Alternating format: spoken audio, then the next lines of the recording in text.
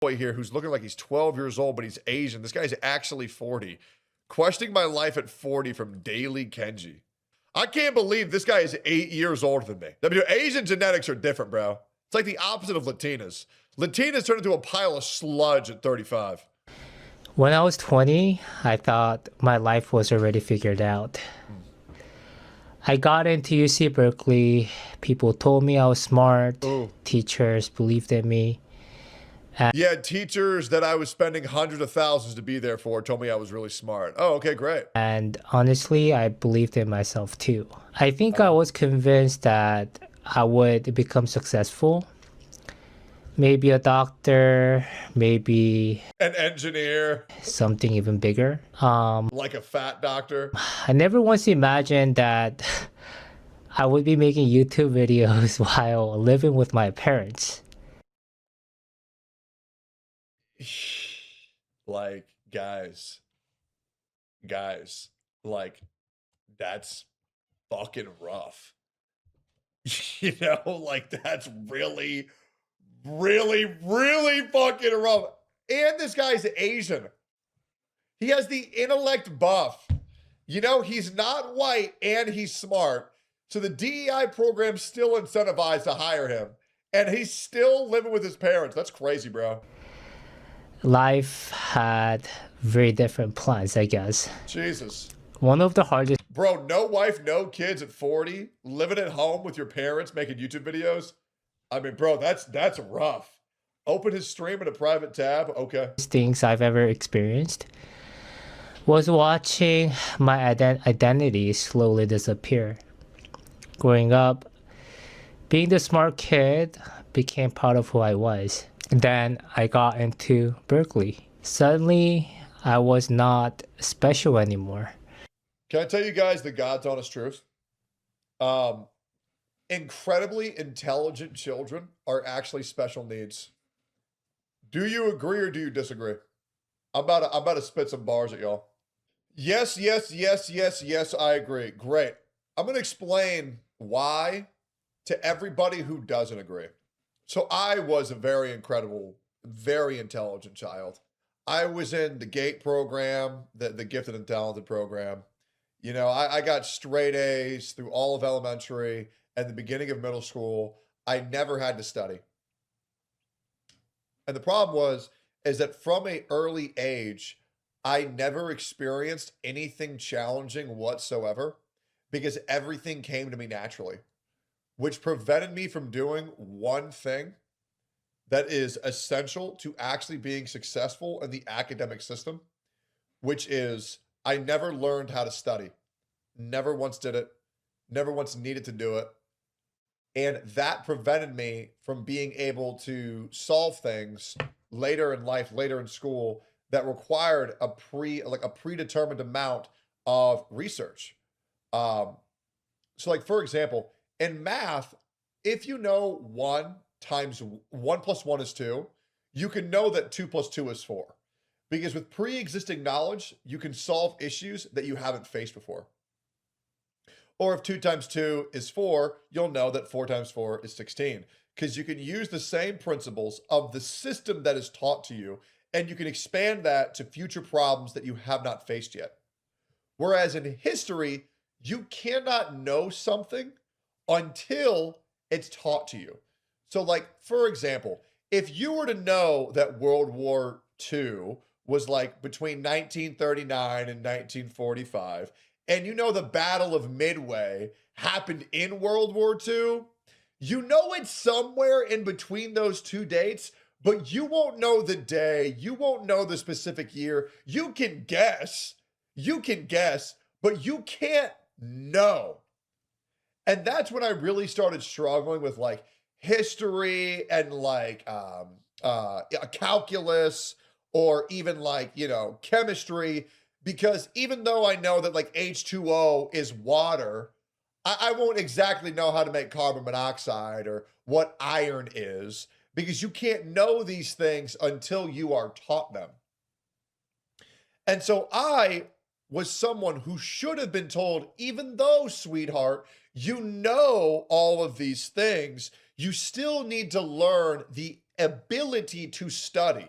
Having the ability to study is very crucial for your development as a human. And the problem is, whenever you're getting good grades at the level I was, none of your teachers will tell you to learn how to do it. And none of your parents will tell you how to do it either. Because as long as they see the A's on the report card, they don't care. They say, oh, my child, he's a genius. He's smart. Smart kids are special needs because they need to be emphasized that, yes, even though it is very easy, you still need to understand how to research. And they should be brought up to advanced levels in other courses. So that way they get humbled, because even though everything is like, I'll be real. At kindergarten, I was already doing math at a 6th grade level, right? So I just thought I was a fucking genius. I was different, and school was just going to be easy. And I still never learned how to study until I was like 28, right? Like way down the line, way down the line. So in order to get through high school and college, I had to cheat. I had to cheat through everything.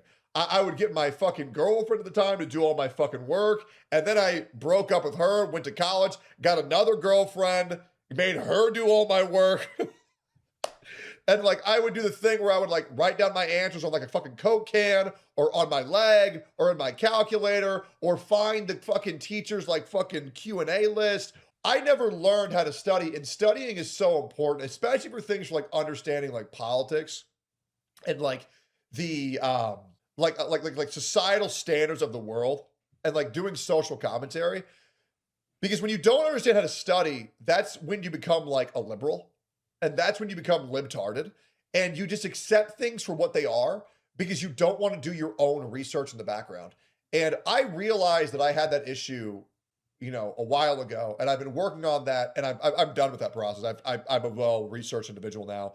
I've read many books. Don't ask me what they are. I couldn't tell you. But when I look at reality, I'm like, okay, well, let's double check here. Because the problem is that special needs kids will quickly assume whatever reality is easiest for them that doesn't require them to do research. So just make sure that even though you were a kid and you did pass through things very easily, the ability to study and do your own research is very important to become a complete human being. Anyways, that was long-winded, and we're back. I started struggling, really struggling. Every exam felt harder than the last. Every semester chipped away at my confidence. Until eventually I wasn't even sure if I was smart anymore. Sometimes I wonder what would have happened if I had made it. What if I had gotten into medical school? Would I have my own house? Jesus. Would I be married? Would my parents finally get to brag about me? Because when I look at some of my closest friends, Jesus. That's exactly what happened. One Jesus. friend became a doctor, another became an engineer, another owns a very successful business. Sometimes I look at them and I can't help but think that was supposed to be me. Instead, I'm 40, still living with my parents, trying to build a YouTube channel, trying to figure life out. And if you had told 20-year-old me that this would be my life, honestly, I think I probably would have thought I failed. I will say this, and this is something that I want you guys to absorb. Having infinite money, and I'm gonna really I'm gonna awaken you guys to reality right now. Okay? Having infinite money doesn't matter. Being incredibly successful doesn't matter. It doesn't. The only amount of money that you need is what allows you to live within your means. And so a lot of these people, they live the exact same life. Rather than being a construction worker, they're a doctor, okay? And rather than living in a 1,000 square foot home, says the rich bald guy. Okay, that's great. So before I continue, so Jesua, you're saying I can't say this statement because I'm a multimillionaire. I would like to remind you that before I was a multimillionaire, I was homeless. I had lived in poverty many times in life. whether that was me growing up. I will say after I moved, once my parents finalized their divorce and I moved in with my dad had a pretty good house. We lived like upper middle class. It was nice. Then we moved to a military base. And then I tried moving out, fumbled around, lived in like some shitty fucking ratchet ghetto place. Went to Canada, tried to make it another shitty fucking place. Blah, blah, blah, blah, blah. And then I had millions of dollars, blah, blah, blah, blah. You have to understand that at every point in my life, whether I had $0 or whether I had millions of dollars, it's not like my levels of happiness have like exploded where I'm like, oh, dude, right? So I'm going to tell you some other things. When you become a millionaire, a multimillionaire, you actually become very numb. And it's great. It's great. You don't have to worry about like where money's coming from bills, how to keep the lights on, blah, blah, blah, blah. It's a nice life. It is. It's great. But you also have to understand that even when I was broke, I was happy. I mean, shit, hold on. Let's just go back. I'll show you. Even back here, 7 years ago, when I started my YouTube channel, every day I fucking loved my life because I got to play Summoner's War. As long as I was able to live within my means, and if you watch this video, I have so much passion for this fucking game, and I'm so happy. Now, I will say the other videos that come after are way happier, but you just need to be, God, it's so difficult to explain without sounding like preposterous. Because I never want to say it's like, oh, dude, it doesn't matter whether you're a millionaire. And maybe it's just the way that I live my life, but like, when I had zero money, I didn't care.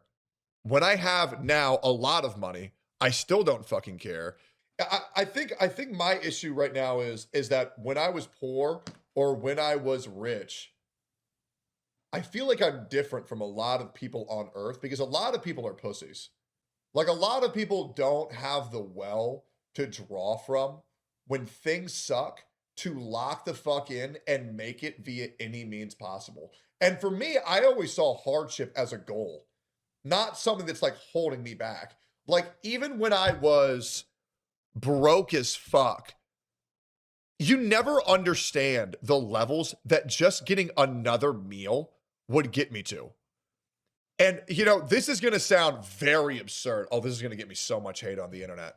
I remember when I was broke as fuck, getting a burger from McDonald's made me happier then than how much eating a 5-star meal at like a sushi restaurant makes me now. And this is how I know I'm not materialistic. At no point in my life have I ever cared about the money. It's never been about the money for me. For me, it's about the freedom. For me, all I want is my freedom. And here's what's very important. Whether you are broke or whether you are rich, the only thing that truly matters is this. Do you enjoy your job? Can that job sustain you? If you have that, also, Techie, I need to reach $5 million to retire, chat. Yeah, I'm going to tell you, I'm going to expand upon that later. This is what I mean. Money to me is about freedom because I want to escape the system. Because my overwhelming fear of ever working a job that I don't like consumes my entire head. So that's why I always recommend if you can work a job that you like doing, that is enough to sustain your life, you are winning more than 99.9% of people on this earth. As long as you can sustain your life with a job you like, those are the winners. Whether that's at $60,000, $30,000, or $5 million, your level of love that's the only thing that matters. The problem is when people pursue, this is what I'm kind of getting at. The problem is when people pursue things just to make an immense amount of money because they think that amount of money is going to cure their hatred of their life. That's not what cures their hatred of their life. What cures them is finding something that they love doing that can sustain them. As well as, and this is the really important part, when you are dying, when you are on your deathbed, when you are having your final hours on this earth, you're not going to think, oh man, dude, I'm so glad I had that multi-million-dollar mansion and that yacht. No, you're going to think about the good times that you had with your friends, your family, your wife, and your kids. Because the only thing that matters, and this is another, maybe I'm wrong here, the only thing that matters in life is your loved ones. And I mean that. Whether I was broke as fuck or whether I am now rich as shit, I don't really care. And I hate to say this, the only thing that I care about is my wife and my close friends. This house is nice. It's cool.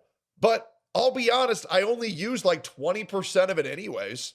When I lived in a 800 square foot house, or my last house that was 5,000 square feet, a house is a house to me. I love my wife, my friends, my dogs, my cats.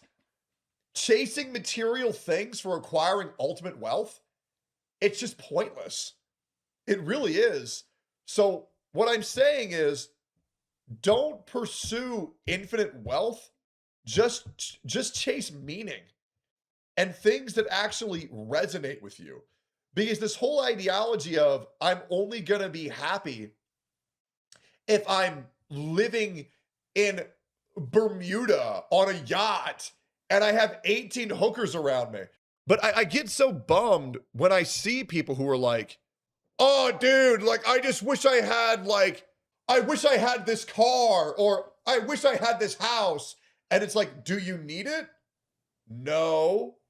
Is it just because you want it? It's useless. It's useless. It's literally useless. Like, just be able to live within your means. And I'm going to say this again. If you have a job that you love, if you have a wife that you love, if you have kids that you love, you're the richest person on earth. You are. Or even if you have two of the three, if you have a person that you love more than anything, if you have kids that you love more than anything, and a non-pedophilic white EDP, if you have a job that you love, you are infinitely more rich than people who are just chasing the bag. When I was a streamer and I saw all of these multi-millionaires, all of these successful up-and-coming streamers, and they're all in one house, and they're all interacting. I have never seen more people be alone in a crowd of people in my entire life.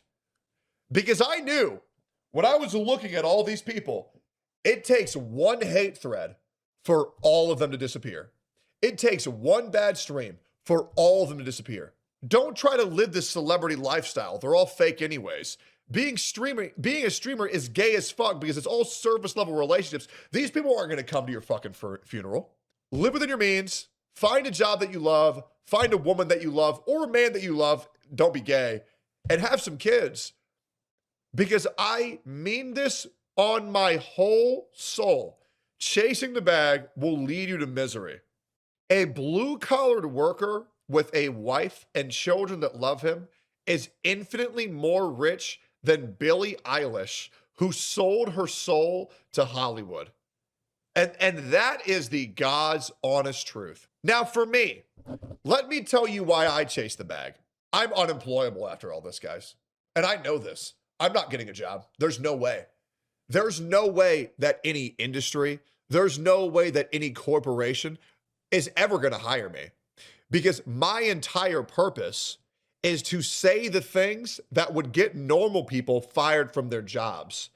And I'm going to do this shit every day because I have the ability to do so. The only reason why I'm chasing financial security and perpetuity, an absurd amount of money.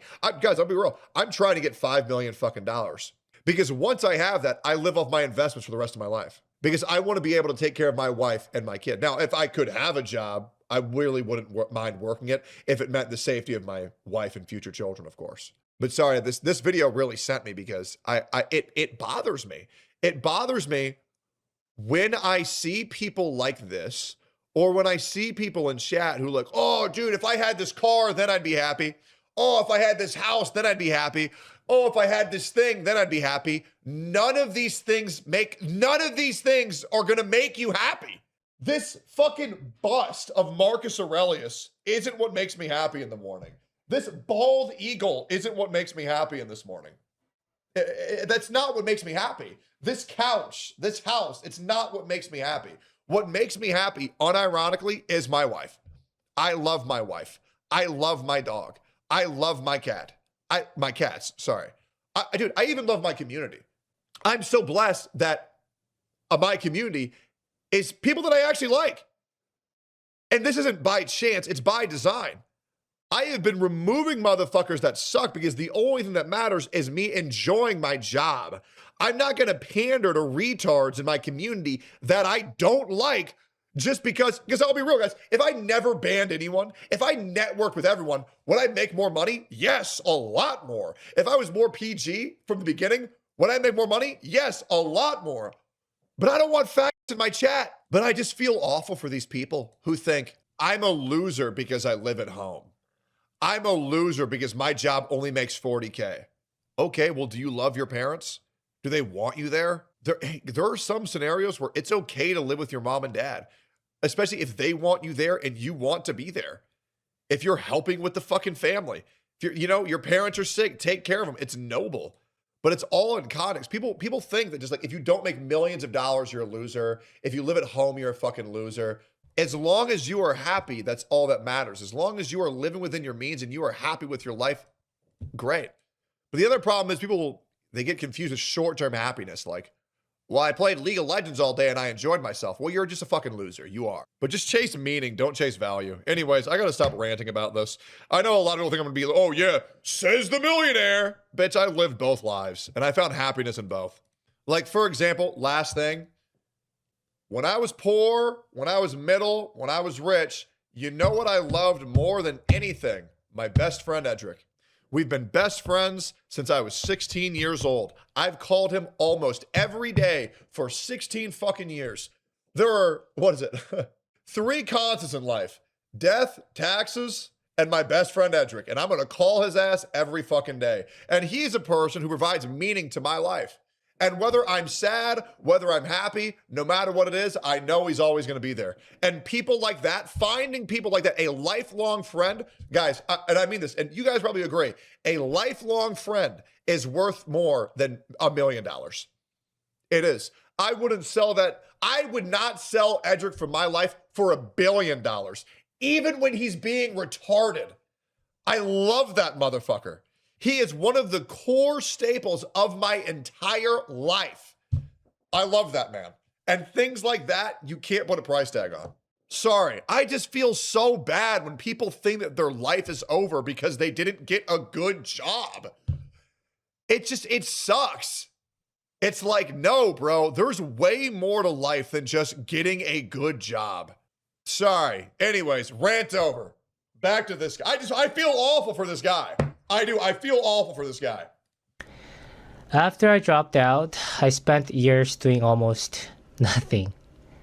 Gaming, gambling, sleeping. Loser ass behavior. And feeling depressed. Also, feeling sorry for yourself does fucking nothing. Avoid it at all costs or use it to your advantage. I could do a TED Talk on how to dude. I could give, dude, I need to do a TED Talk on this fucking topic right here, bro. Even made an email address called Lost Soul Kenji because that's genuinely how I saw myself. I think a lot of people see not someone who was lost, a lost soul. I think that's a very different thing. But here's something strange. Looking back, the life I wanted, the life I have, aren't just different. They are almost opposites. I wanted stability, instead I got uncertainty. I wanted prestige, instead I got cancer. What? I wanted a career people respected, instead I started talking to camera. But even this one video, his misery, his misfortune, I feel like it's so beautiful. Like, I love this video so much because it has made me feel so much. And I think a lot of people feel like this. And the message that this guy is sending, this is an amazing video. Thank you for whoever liked this. I think this video will do, I need to subscribe to this guy. I think this video will do so many people so much good. I do. Because you have to change your perspective, man. This guy's not a loser just because he didn't get a prestigious job. You're not. You're not a loser if you're not making millions of dollars. You're just not. And somehow, that's the part I never saw coming. Because today, thousands of people know my story. Some of you have been watching me for years. Some of you have sent me messages saying you helped me. That would have sounded completely impossible to the younger version of me. He thought success meant becoming someone impressive. There we go. He never considered that maybe success could also mean becoming someone honest. I absolutely fucking agree. This is a beautiful video. Sometimes I still wonder what my life would have looked like if everything had gone according to my plan. If I became a doctor, if I never struggled, if I never got cancer, but then I realized that version of me probably would have never met you. He probably would have never picked up a camera. He probably would have never learned how deeply people crave honesty. True. Maybe I would have made more money. Maybe I would have a nicer house. Maybe people would have respected me even more. But I also wonder if I would have anything real to say. True. I used to think success meant becoming the person I imagined when I was 20. Now I think success is making peace with the person life actually allowed you to become. Thanks for watching. That was absolutely fucking beautiful. I loved that video.